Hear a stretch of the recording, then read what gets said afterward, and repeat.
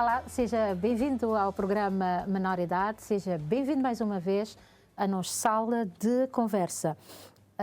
Hoje nós temos um motivo super importante para dizer porque que eu tenho que ficar lá na casa.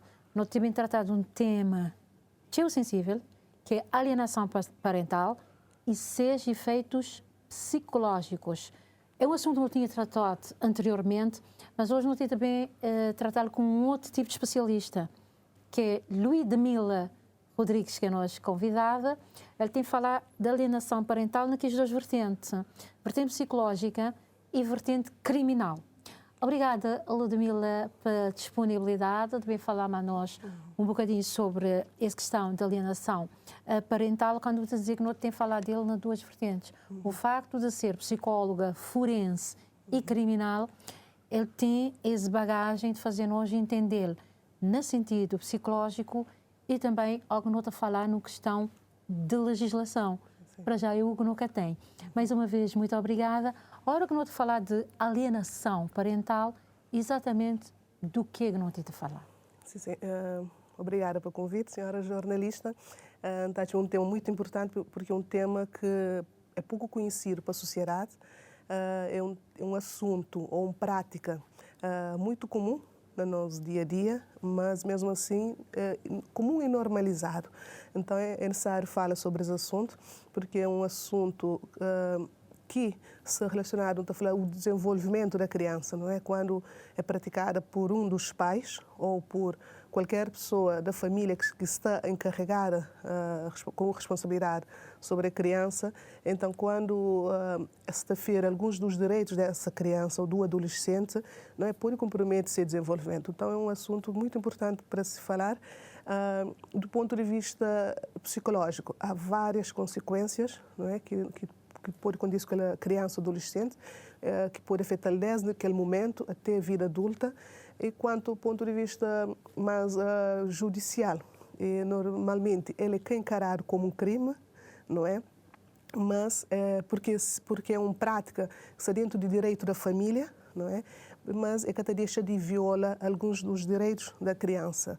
Não se fala de direitos que estão na Constituição, também no Estatuto da Criança e do Adolescente, que é o direito de uma criança convive com ambos os pais, ter um clima familiar harmonioso, não é?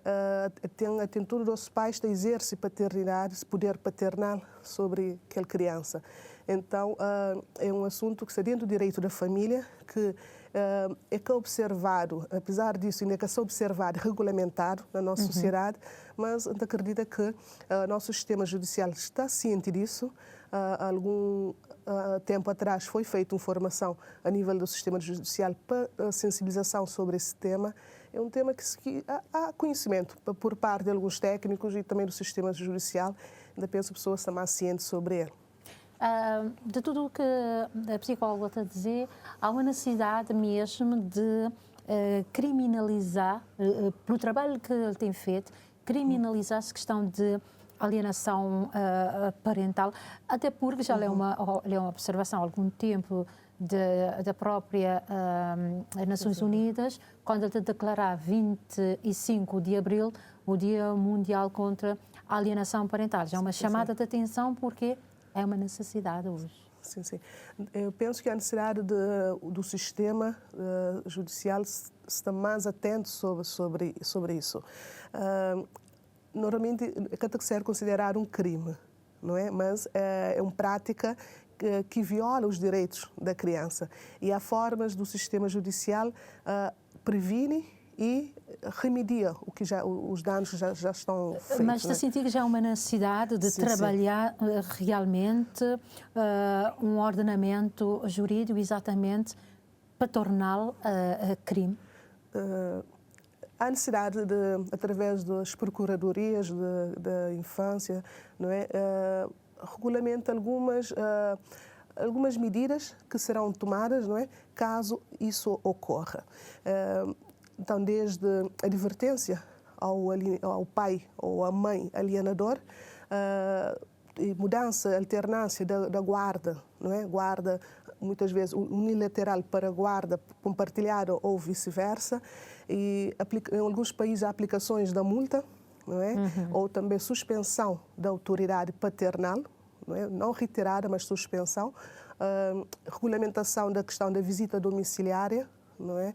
Para que, e muitas vezes, aquela visita beneficia mais aquele pai que foi alienado, aquele pai que aquele outro lado tenta afastá-lo de convívio com seu filho, né? Então, tudo isso, quando se fala que há necessidade, porque ainda pensa em um problema que acontece no dia a dia, ainda acredita muitas pessoas que está fazendo, que tem intenção. Que tem ideia que pode cometer alienação parental. Nesse caso, nunca te dizer que te cometeu um crime porque não tem um vazio legal. Mas tendo este vazio legal, tem contornos dentro do Estatuto da Criança e do Adolescente, ou mesmo nos códigos, de contornar e penalizar um daqueles progenitores neste sentido? Acredito que isso é pouco regulamentado, observado, pouco claro, sim, mesmo no Estatuto da Criança e do Adolescente. É que está mesmo, sim. Mas acredito que com a revisão do Estatuto é preciso fomentar mais a questão da convivência sadia com ambos os pais, não é? Que se falasse mais desse aspecto, não é? Que é necessário para o desenvolvimento da criança. Então, tudo isso não se fala de questão de um desenvolvimento de um ser, não é? E que todos esses aspectos tenta mitigar efeitos psicológicos, por bem entender, para um desenvolvimento saudável. Se não é hoje as consequências da alienação parental, não percebe que consequências nefastas. Não é? Quando se fala de alienação parental, também fala de síndrome de alienação parental, que já que é o transtorno que não observa na criança que foi alienado por parte de um dos pais, não é? E a doutora dizia ali mais para trás, é uma situação que não te normaliza. Não te normalizar, tipo, pessoas que têm noção, uma hora que vou filho estava para aquele outro lado, e vou-te meter um data de pergunta, vou-te dizer tanta pergunta, vou-te alienar neste sentido. Sim, a alienação parental muitas vezes é praticada por um dos pais, ok? Quando se fala um dos pais, não se fala também da mãe. Pode ser pelo pai ou pela mãe, muitas vezes é sem intenção, né? Sem intenção de afastar a criança emocionalmente ou fisicamente do outro pai. Mas há situações de ser intencional mesmo? Sim, há intenções de ser intencional. De denegrir a imagem daquele outro progenitor. Há intenção, às vezes. Então, falando primeiramente da questão da não intenção, muitas vezes é naquele nível mais leve da alienação, que muitas vezes é mais aquela questão do pai, em questão do ego. Mais uma questão de psicológico, um distúrbio psicológico de um dos pais. Tipo aquele filho para valorizar mais, para ter mais atenção, mais afeto do filho. Então ele vai fazer sem intenção, tipo pegar mais afeto do filho em relação a outro pai, não é? Então, mas há casos que é intencional. Principalmente todos na casos em que essa questão da separação ou do divórcio e em que há disputa, não é? Disputa pela guarda, mas também quando há conflitos no casal que não foram resolvidos. Porque ele tem duas coisas super importantes. Vou poder fazer alienação dentro da casa, sem separação. Vou te perceber. A hora que vou te fartar mais vontade, porque vou querer ficar mais bom amigo, sim, a doutora dizer. Mas ali não está a gostar de aprofundar um bocadinho mais nessa questão das separações. Aí que a coisa te torna mais difícil e mais perigoso para aqueles menores. Sim. Então, muitas vezes, quando acontece dentro de casa, não é? O que acontece é que, às vezes, um pai está falando, não, como faz aquele? Aquele outro está falando, não, pode fazer, não é? Aí está falando, então está falando, bumai cata de show, e coisa que bumai falou é certo, de meu que belo. Então, tipo, naquela questão mais é de ganhar mais carinho, de mais admiração do filho, mas não, sabendo, às vezes pessoas não sabem, né? Mas traz dificuldades para aquela criança. A criança, muitas vezes, quando há intenção, não há intenção, a criança está prendendo um comportamento que é de manipulação, que podem praticar nos seus relacionamentos futuros, não é?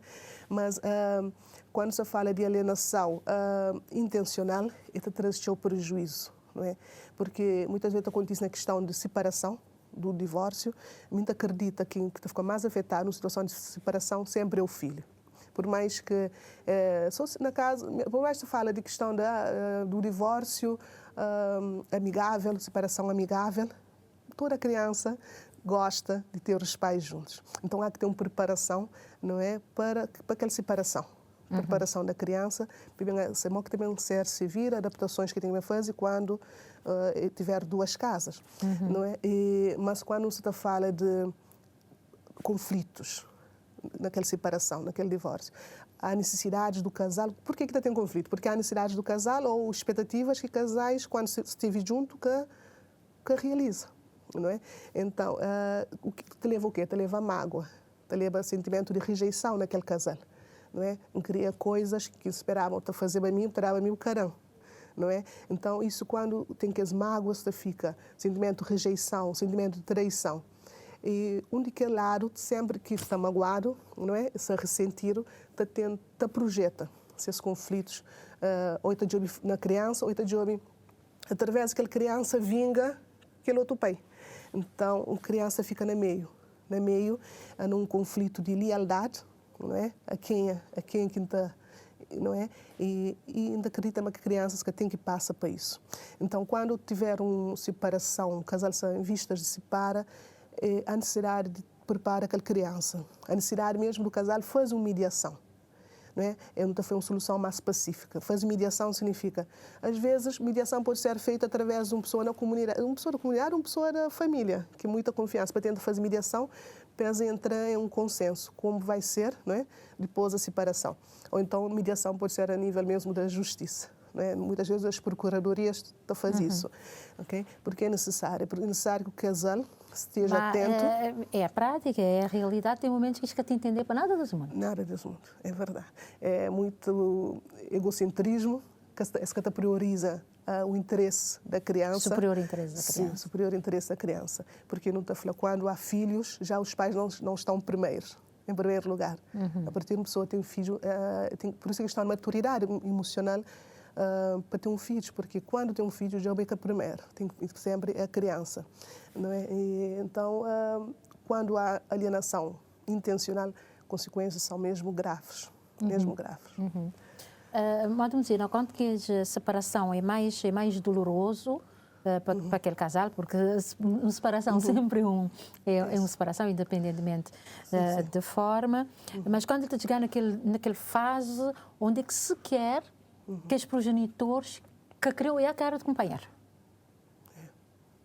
Nesse parte ali, qual é aquele peso que ele tem sobre aquela criança? Nem sequer isto falar, meu companheiro. Eles têm que falar a partir de outras pessoas. Ou às vezes a partir da criança, do filho, que te fica no meio. Porque ele fica de levar recorte para um, trazer recorte para aquilo. É demais. A gente tive criança que avalia, não te lembro de um caso mesmo de um adolescente, que pais não se comunicavam. Então, pais também mandam recado, questões financeiras, econômicas, escola, através daquela criança. Um dia aquela criança foi para mim já está bom, já basta, não é? Então, aquela criança tinha responsabilidades, não é? Depois sobre aquela criança ou um adolescente, se atividades principais que é para fazer nesse desenvolvimento que é estuda, não é? Pratica exercício físico, está com amigos, não e bem cuida de assuntos dos adultos, então é demais.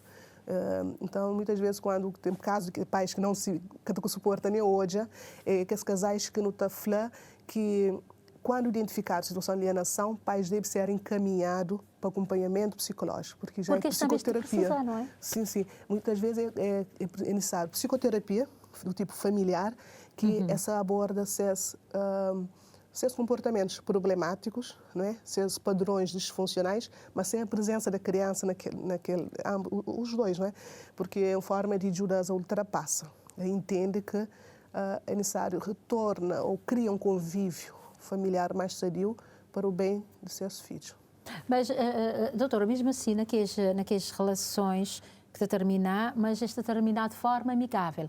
Mas é amigável até quando daqueles cônjuges que tiveram uma outra pessoa. Aí muda de figura outra vez. Sim.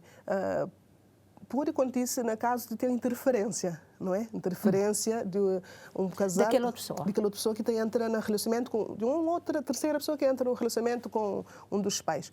É por isso que quando a pessoa constitui nova família, não é? Deve também fazer uma coisa que é estabelecer regras, não é? Estabelecer regras, de ter como te relacionar com seu filho, né? Filho, né? Por exemplo, como madrasta se relaciona com o filho da pessoa.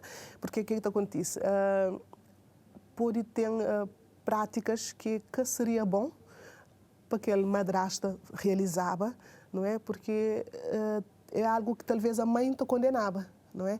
Então há sempre que negocia e fazem acordos quando a família recomeça, uma família nova, sobre como educar a criança que aquele casal se leva para aquela nova família. Mas poder ter alienação também para a terceira pessoa, poder também alienar aquela criança? Aquela terceira pessoa, que nesse caso seria a madrasta. A mãe, a madrasta ou o padrasto, independentemente. Não, que as outras pessoas poder também ser, em algum caso, entender que ele pode também fazer alienação? Ou que poder ter alienação de parte de mãe ou de pai para aquela outra pessoa. Se ele é considerado também alienação. Sim, mãe, não é, pode fazer com que filho, não é, e fica contra a madrasta, não é? Pode ter casos assim. Mas qual é o objetivo? O objetivo, primeiramente, vinga o pai. É atingir um daqueles elementos da paternidade. Tanto mãe ou pai. Ou pai. Sim, sim. Mas quando você tem uma convivência sã, mas há determinados momentos que ele te quebra. Sim, sim. Aí você entrar outra vez nessa questão da alienação. Sim, por isso ainda falei, quando tiver guarda, a questão da guarda, muitas vezes aquela medida, a guarda pode ser revista, alternada, conforme e que casos, situações que debata ser identificado. Sim, sim.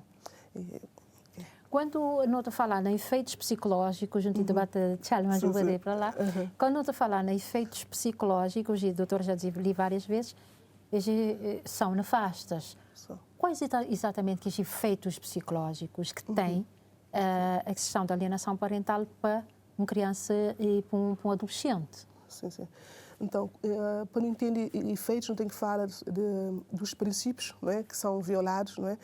Quando se fala de princípios da convivência, princípio de ter o pai, os dois pais participando da mesma forma, não é, das decisões da vida da criança. Então quando que isso acontece, então acontece há transtornos comportamentais, emocionais que ocorrem na vida daquela criança ou adolescente. Então, alterações comportamentais, não pode hoje até crianças tão alienadas, toma muitas vezes a dor da mãe. Ele começa a usar até discursos da mãe ou do pai, um de que é alienador. E ele começa a criar afasta de um dos pais. E muitas vezes ele começa a ter um comportamento de rejeição. Na presença do pai alienado, ele começa talvez a ter situações de choro, né? Medo, ansiedade.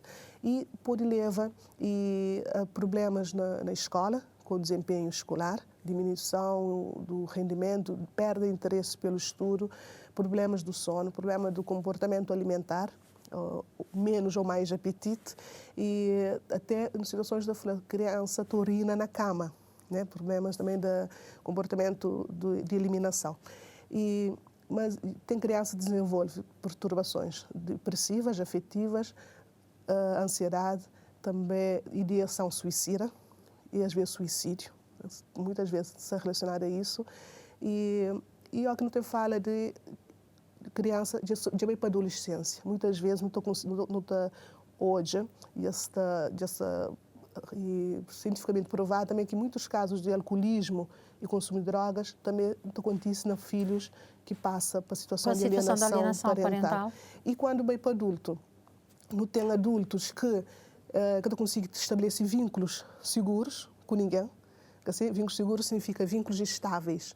A pessoa ou se tinha relacionamentos, então muda de relacionamentos, ou então é que não consegue confiar nas pessoas, né? Estabelecer amizades e às vezes se conseguir ter um parceiro, normalmente aquele filho alienado vai ter um parceiro que está parecido com aquele pai que foi alienador e ele também acaba torna um pai alienado. E às vezes acontece que por receio de vencer, de bem ter filho que pode alienar, então também muitas vezes tem pessoas que estão optando que tem filho, porque passa por aquela rejeição de como ele passa quando foi um filho alienado. Então, prejuízos no todo, desde o momento que a pessoa está, da infância e adolescência, até a vida adulta. Não atingi já a primeira parte do nosso programa Menoridade. Não estou a voltar de que nada, doutora, para não continuar a falar exatamente agora mais especificamente naqueles efeitos psicológicos que têm exatamente que crianças e adolescentes de sofrer alienação parental. Para o que está lá na casa, acabou de sair do lugar, não vou estar em segundos.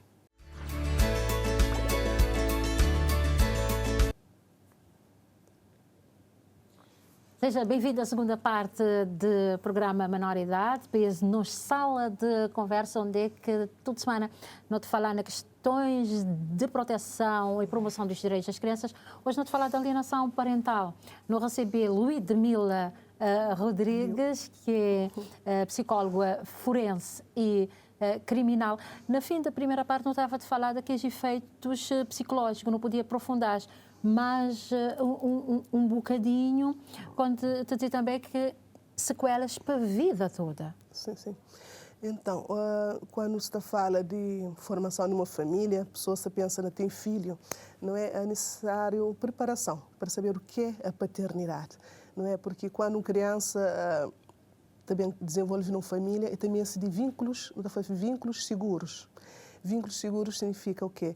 Que seus direitos estão a ser protegidos, não é? Que está por conta sempre com proteção, com uma vida plena, para desenvolver plenamente, sem interrupções por terceiro, e que é por conta sempre com o pai e com a mãe, não é? Que é pessoas muito significativas na sua vida.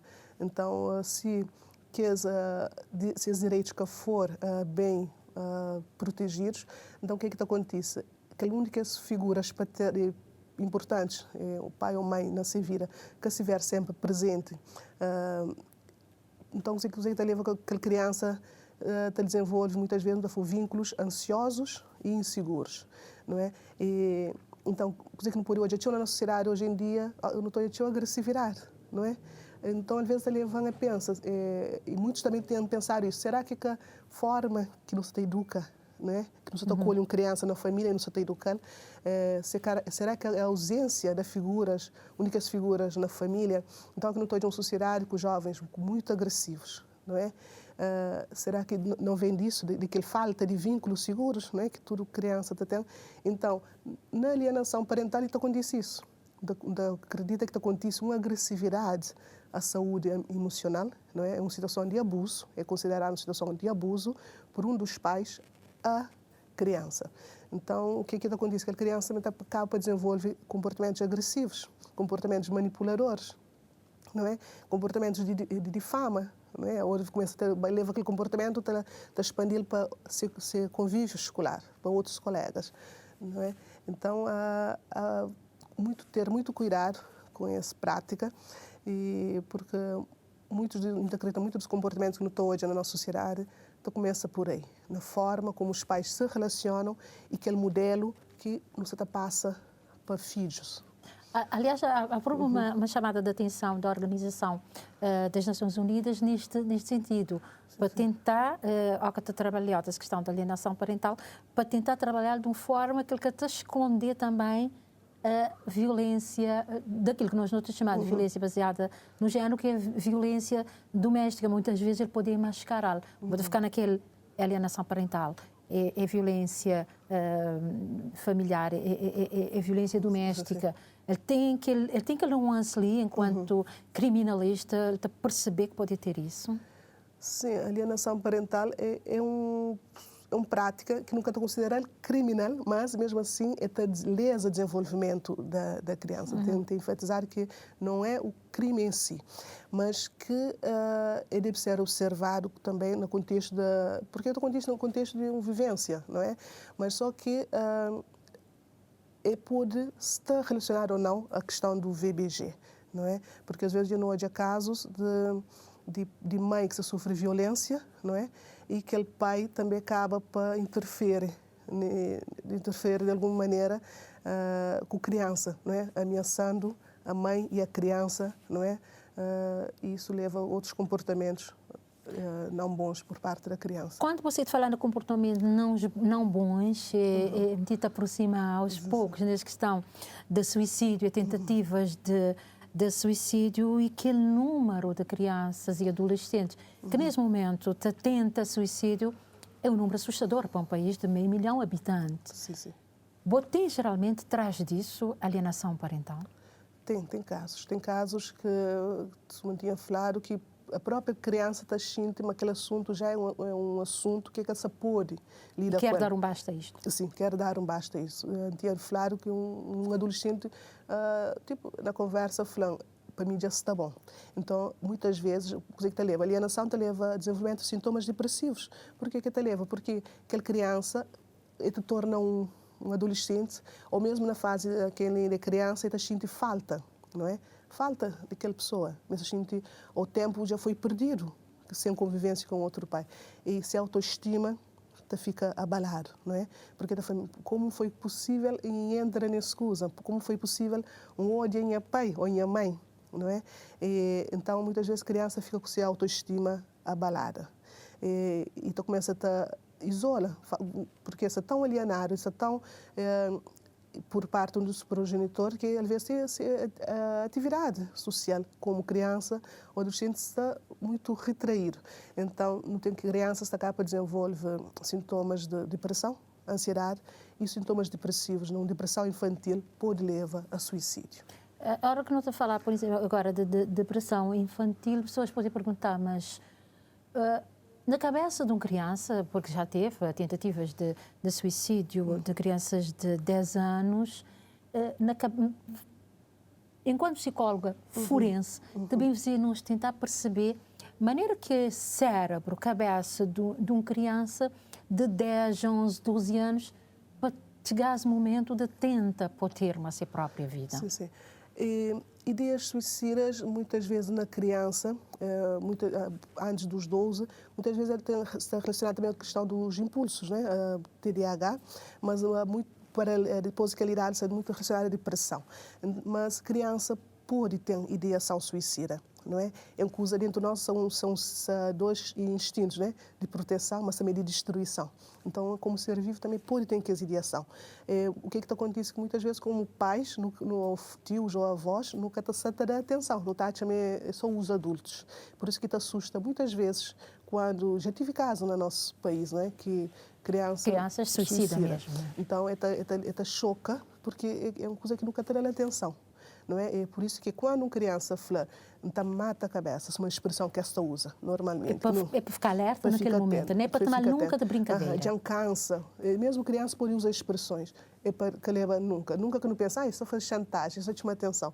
É melhor mesmo que for. Melhor não pensa, mas chantagem chama atenção. Não dá atenção que vem acontecer o pior. E sempre há sinais. Sempre há sinais que não tem que estar atento. Quais são aqueles sinais? Na criança, muitas vezes que os sinais é alteração do comportamento. Não é? A criança pode ficar mais agressivo ou muito retraído. E tem alteração do que ele era sem funcionamento anterior. Mas também a criança pode ter dificuldades com o sono, não é? Sim, alimentação e principalmente rendimento escolar, não é? E então, no caso de alienação parental, o que acontece?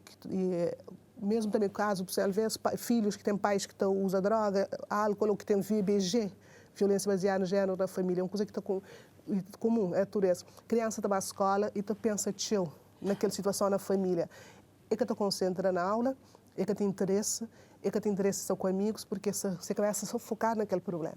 E isso leva a problemas escolares. Ao que leva a problemas escolares, se a autoestima está cai, a resposta da família, a reação da família àquela criança, é que muitas vezes é compreensivo, para tentar entender. Então, é coisas que só está grave e pode levar a questão mesmo do suicídio. Quando a criança percebe que tem quem está entendendo, não há um suporte. O facto de não querer entrar muito nessa área profissional, sim. Porque ali, claro, não tem que preservar tudo aquela questão de proteção e sigilo profissional, longe disso. Mas estava a gostar de doutora fazer-nos entrar um bocadinho dentro. Por quê? Grinha assim, é praticamente um sufoco da própria sociedade. A hora que vou te noticiar que vou ter 10 casos de suicídio na 30 dias, vou ter 250 tentativas de suicídio e vou ter uma boa parte que é crianças e adolescentes, porque desde ele é um criança e adolescente. Agora sim, a sociedade está em alerta. Sim.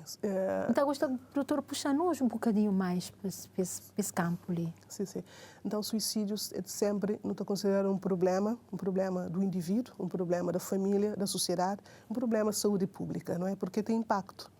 Tem impactos diversos e quando ocorre muitos casos de suicídio, como ultimamente é ocorrido, e noticiário que veicula nas redes sociais, as pessoas se dão conta, estão a falar, tchau.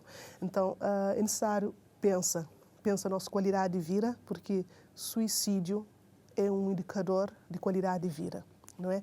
E como está a nossa qualidade de vida? Para cada resposta da psicóloga, a gente fica mais assustado. Se você tem 30 dias, 10 suicídio, feitas as contas, que nem vale a pena fazer. E quando ele está a dizer que é uma resposta à qualidade de vida, sim. ele está balop. Sim, sim. Qualidade de vida, ainda pensa que nunca deve pensar nele só no aspecto de, às vezes, ter condições econômicas ou moradia, uma boa moradia. Isso é importante também, faz parte da qualidade de vida. Qualidade de vida também é nossa saúde mental, que de quem é a área, ainda senti mais à vontade na fala. Então, saúde mental, emocional, que não tem que cuidar, que não espera para eventos da vida acontecerem, não tem que prevenir, criando mais resiliência emocional.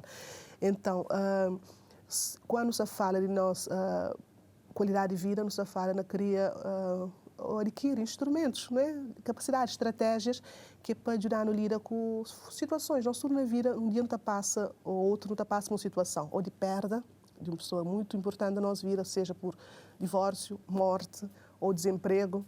E também acontece flagelos sociais, naturais, não é? Então, é necessário que quando que as situações acontecem, está chocando, sim, ok? Mas não estou na volta, desde com algumas sequelas, mas não volta não restitui o funcionamento anterior, mesmo se fica igual antes. Okay. Não te apontou o pós-Covid-19, não te a dizer, pós-Covid-19, não tem mais isso, não tem mais aquilo, vou ter mais crianças que ansiedade, vou ter mais adolescentes que ansiedade, mesmo vou ter mais adultos que ansiedade. Mas é realmente, o pós-Covid-19 pode ser um indicativo ou nem por isso, apenas ele despoleta alguma coisa que estava lá guardado. Sim, sim. Eu acredito que nosso funcionamento individual e social tem muito mais a falar e que a Covid-19 só bem exacerba alguma coisa que tinha antes, ok? Para o ritmo de vida que nos leva. Hoje está a falar da síndrome da vida ocupada. Então, a pessoa se avalia se vira para o número de empregos que tem, o número de trabalhos que está garantindo fontes de rendimento no dia a dia, não é? E que sinônimo de estar ocupado é está bem. Não é? Então, isso também é um desses fatores que te leva com que pessoas ficam mais ansiosas. Não é? Pessoas têm mente agitada, não é? Que tem tempo de respirar, de fazer exercício, de cuida, não é? Que é o ano de saúde mental, mesmo muda nossas práticas para mais saúde. Não é à toa que é o ano de saúde mental, mas nesse turbilhão de coisas, crianças estão a continuar lá. Vulneráveis, sim. Porque se pais que está direito, crianças sentem aquele impacto, não é? Se pais que está direito, se emocionalmente abalado com questões de doenças mentais, do alcoolismo, crianças ficam afetadas. Se pais está com tal prática que não se está a falar de alienação parental, não é? Desenvolvimento emocional, a formação moral, não é? Dos valores da criança também fica afetada. Na entender de psicóloga, de trabalhar na psiquiatria, ele está lá todos os dias, de conviver com isto. o que a própria sociedade cabo-verdiana pode fazer nesse momento, no estudo, enquanto sociedade, instituições, não tem um handicap enorme na questão da saúde mental, sobretudo agora que vou falar direcionado para crianças e adolescentes. O que é que a sociedade pode fazer nesse momento que a não começar a acordar para uma situação que é nada bom? É que é bom noticiar. Ao que bota noticiar suicídio, ele está psicologicamente, ele está arrebentar com o. E para quem, sobretudo para as crianças e adolescentes, também que tu vi notícia, despertar na eles um sentimento mais pesado ainda. Certo. Então, toda criança sabe, mas existe suicídio. Pelo menos porque estou a falar. Às vezes, como pai, não está a chamar esquecer. Mas é por isso quando acontece, porque esses casos de pais deveriam se sentar com seus filhos, fala com eles, né? E é a única forma as pessoas podem perder vida assim, mas não é a solução, ok? Chinês, ele aproveita formas de lidar com problemas e desafios da vida. Mas como sociedade também não tem que ter atenção, não se fala da questão do suicídio, na forma que não sensualiza as informações, não é? Romantiza o suicídio. A pessoa tinha um problema de saúde, faz exame, suicida, não é? Então, forma que pessoas, às vezes, gostam de alguém ter redes sociais, a informação está compartilhada a uma velocidade muito rápida. Sem filtro. Sem filtro, com informações e tudo isso tem pessoas que é sensível. Não tem adolescentes, crianças que se não fazem, é uma fase tão...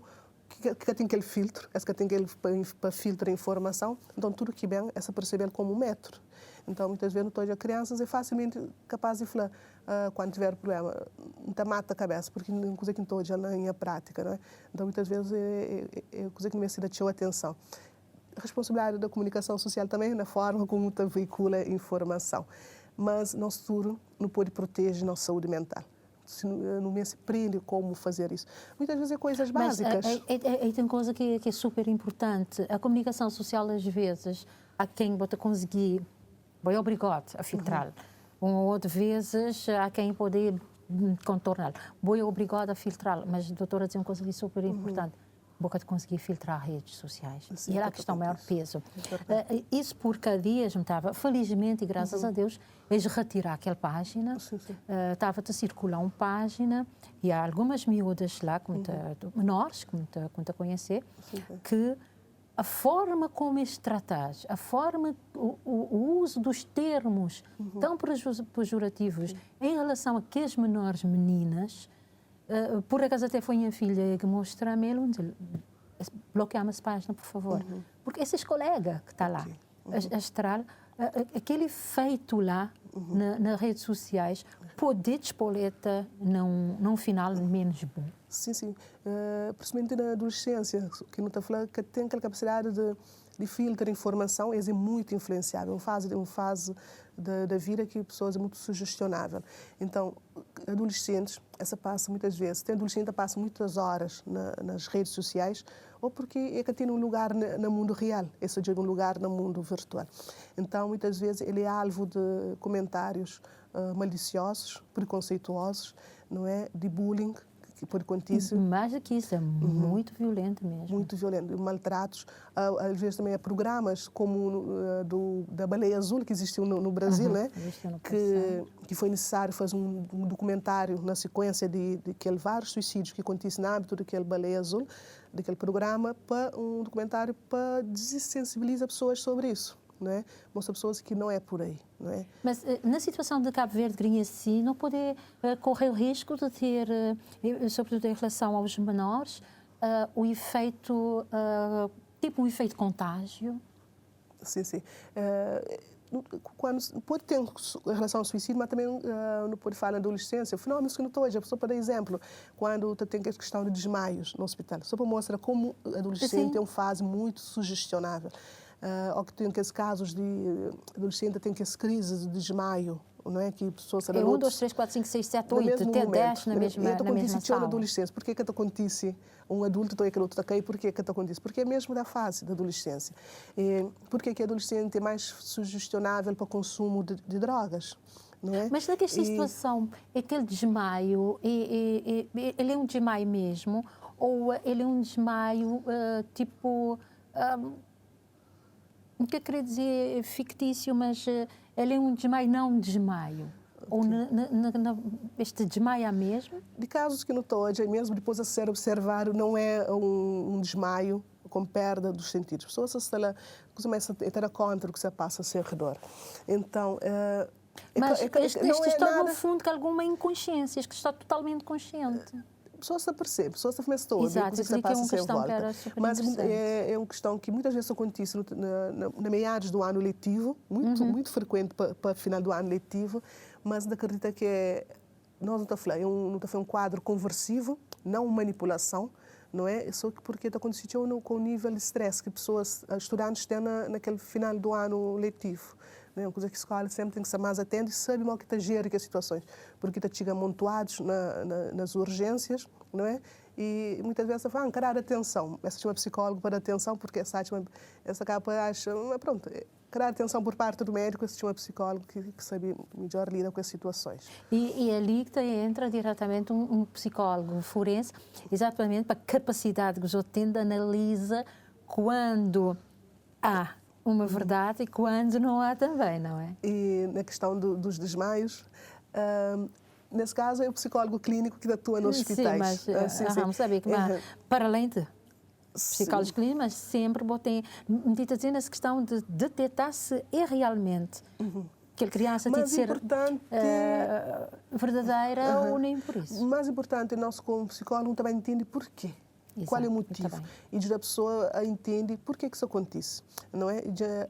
Já não tive casos de pessoas que acontece, por exemplo, eu tinha um teste naquele dia, então isso é tanto de pensar naquele teste que acaba por ter aquela situação. Então, é para identificar, para poder prender e lida para evitar situações, ok? Porque atenção que aquela coisa que acontece, quando acontece, pessoas estão a volume e aquele ganho de atenção é um reforço muito negativo. Então, a pessoa tem que aprender que não é por aí, não é? Tem que aprender, entende o que se passa, o que essa polta tem, aquele nível de estresse, que a polta tem esse quadro conversivo, é um quadro mesmo psicológico, conversivo, emocional, por causa de muito estresse emocional, prende para evitar que isso repite. Mesmo também família é instrumentalizado, não querer dar atenção. Muitas vezes família prendendo que os quadros tem tendência a normalizar. Então, voltando à questão da sugestionabilidade dos adolescentes, relacionado se essa certa influenciado para a questão do suicídio, sim, mas também tem um outro comportamento que acontece, que não está falando, que é um comportamento de automutilação, não é? Que é muito frequente entre adolescentes. Essa fala, minha colega de escola corta, não é? De tal forma, a pessoa sabe o que faz. Então é uma coisa também que não tem que ser muito atento, porque pessoas isso pode desenvolver, né? Outros tipos de perturbações. Então resta-nos agradecer, Luidmilda, a disponibilidade de bem fazer-nos perceber essa questão de alienação parental e todos esses efeitos psicológicos. Foi uma conversa realmente muito agradável. Obrigada. A continuação de um dia bastante feliz. Para a boca lá na casa foi um prazer, aliás, é sempre um prazer estar ali na nossa sala de conversa. Está direito.